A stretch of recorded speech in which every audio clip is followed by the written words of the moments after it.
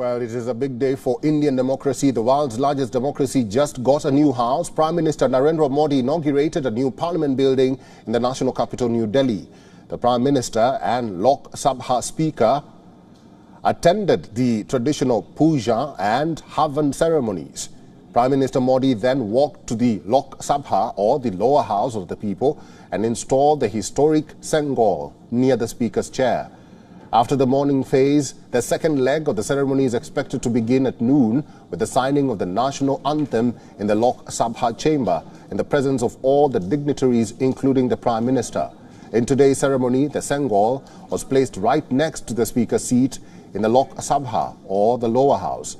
It was installed after conducting traditional rituals of puja and Havan, which are Indian customs of marking the beginning of a holy ceremony, wishing a smooth and successful future.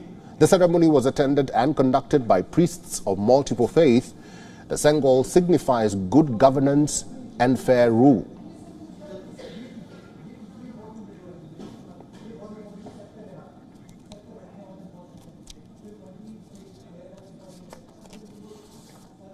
Well, the new Parliament building has already been inaugurated, like I mentioned there.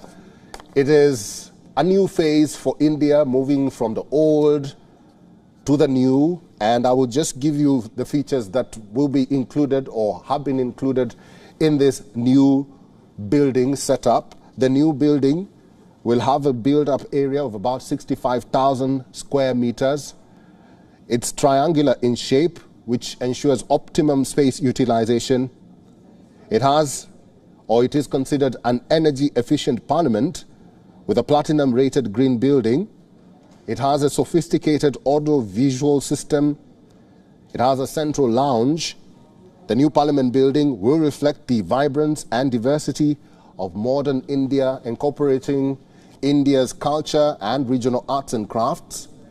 It has an ultra-modern office space, and it is considered earthquake-resistant.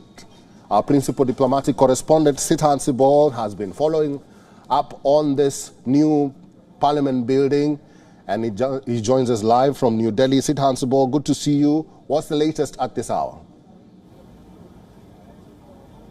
Well, Eric, the first part of the inauguration ceremony we have seen is over. We saw the rituals by which the Parliament was inaugurated. We saw the Sarv Dharm, which is basically the religious leaders from all the main religions here in India, obviously praying as well. But this was an inauguration which saw a lot of rituals with focus on the Sengol being placed. Now the second aspect of the inauguration will see addresses, including by the Indian Prime Minister. We will see who's who of the Indian political class, essentially, and of course here in Delhi attending, though the opposition is boycotting.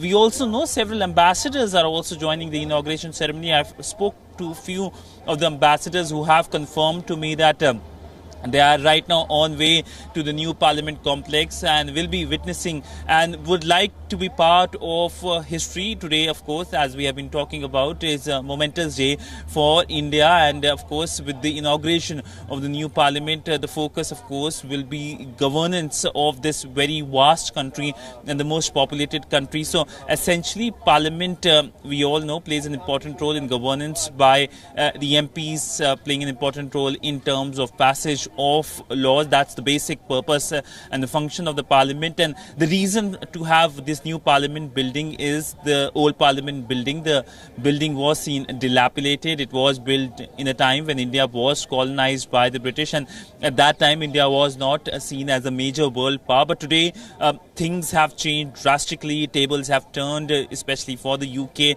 and India plays an important role in global debates. India plays an important role in global governance architecture, and whatever happens inside this Parliament building for next 50 or 100 years will be deciding not only the future of India but also the world, as well as India takes key decisions, ratifies key laws, including of course in future key international laws as well, and how India, of course, will be shaping the debates from climate change to, of course, UNSC reforms. But essentially, next few hours will be important as the Indian Prime Minister also addresses addresses from the Parliament to India and, of course, Indians as well. Something that everyone is keenly awaiting. In fact, every word he will be addressing will be closely watched, and everyone is going to cling to every word, including the who's who will be present inside the Parliament at that time when the Indian Prime Minister addresses India and, of course, addresses from the new Parliament. All right, that is our principal diplomatic correspondent, Sidhan Sibol, who has been following up